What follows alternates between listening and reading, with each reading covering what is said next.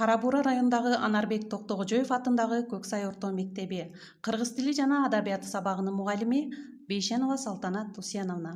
Саламатсыңарбы, урматтуу окуучулар? Кутман күнүңөр менен. Силер менен кыргыз тили сабагы. Анда эмесе, урматтуу окуучулар, бүгүнкү өтө турган темабыз кыргыз тили.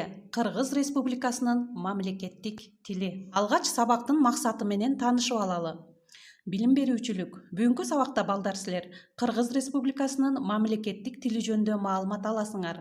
Кыргыз тили жана анын келечеги жөнүндө өз ойлоруңарды эркин айтып бере аласыңар. Ошондой эле алган билимиңерди турмушта пайдалана аласыңар. Кабыл алууңар, эске сактооңор, чыгармачыл ой жүгүртүүңөр, сынчыл ойлооңор калыптанат. Тарбия берүүчүлүк. Кыргыз тилин сүйүүгө жана аны сактоого тарбияланасыңар.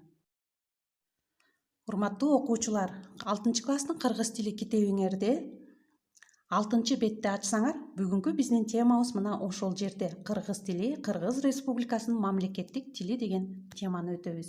Анда эмесе, балдар, келгиле, темага көңүл буралы. Кыргыз тили Кыргыз Республикасынын мамлекеттик тили байыркы убактардан бери өнүгүп келе жаткан түрк тилдеринин бирине кирет. Кыргыз элинин улуттук маданиятын, адабиятын, тарыхын, өзүбүздүн салт санаабыз, үрп адатыбыз кылымдардан кылымга сакталып келген. Аны ар тараптан өнүктүрүүгө шарт түзгөн. Азыр улуттук адабий тилге айланган тилдердин бири. Кыргыз тилинде дүйнөдө теңдеши жок биздин манас эпосубуз жаралган. 1989 жылдын 23 сентябрында Кыргыз Республикасынын Жогорку Кеңешинин 10 сессиясында Кыргыз Республикасынын мамлекеттик тили жөнүндө мыйзам кабыл алынган.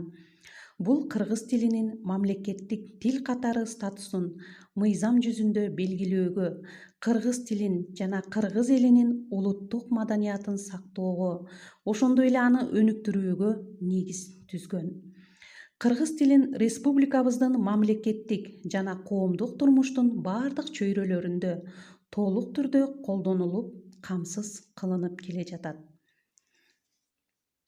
Кыргыз тили азыр көптөгөн уюмдарда, мекемелерде, иш кагаздардын жазуу, өз ара пикир алышууларында, ошондой эле ар кандай кеңешмелерде, сессияларда, съездерде, конференцияларда жана башка жерлерде кеңири колдонулуп келе жатат.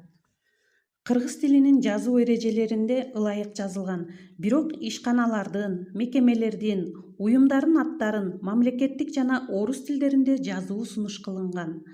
Адамдардын аттарын, фамилияларын жазууда, аны колдонууда улуттук салттардын сакталышына уруксат берилген.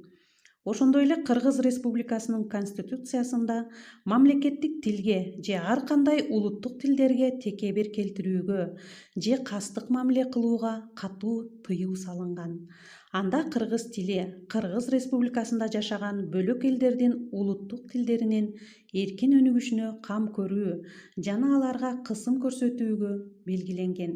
Демек, урматтуу окуучулар, бул мыйзам кыргыз тили кыргыз элинин мамлекеттик тили, улуттук маданиятынын эң жогорку формасы катары өнүгүшүн камсыз кылган. Демек, урматтуу окуучулар, кыргыз тили бул биздин мамлекеттик тилибиз. Адабий тилде таза, так, туура сүйлөөгө азыртадан үйрөнөлү. Сүйлөгөн сөзүбүздө макал лакаптарды дагы кошуп сүйлөй жүрсөк, биздин кебибиз көрктүү болуп чыгат. Өтүлгөн материалдарды кайталоо үчүн суроолор жана тапшырмалар. Кыргыз тили эмне үчүн Кыргыз Республикасынын мамлекеттик тили деп аталып калган? Экинчи суроо, балдар. Кыргыз Республикасы мамлекеттик тили жөнүндө мыйзамды качан кабыл алынган? Мына ушул суроолорго дагы жооп бересиңер, урматтуу окуучулар. Көңүл бурганыңарга чоң рахмат.